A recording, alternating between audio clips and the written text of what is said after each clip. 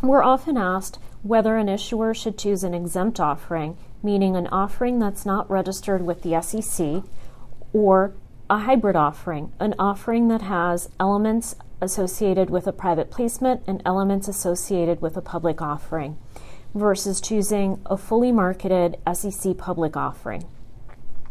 More and more money is being raised these days in exempt offerings rather than in public offerings.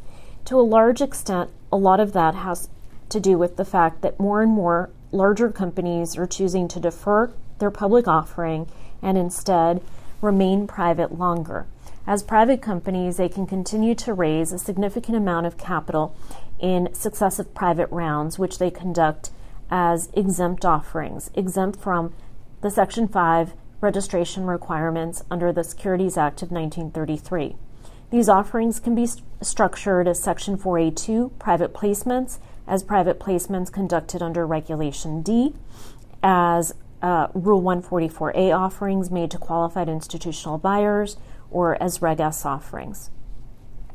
Many companies choose to defer their IPO because, in conjunction with becoming a public company, they would become subject to relatively extensive securities and corporate governance requirements. Some of these requirements would stem from the corporate governance requirements imposed by the securities exchanges, the NYSE or NASDAQ.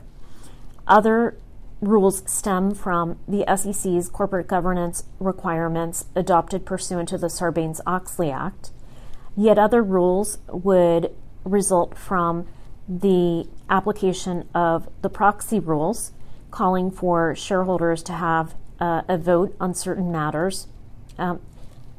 In addition to all of these regulations, public companies face enhanced scrutiny, usually associated with their regular earnings and the possibility of litigation.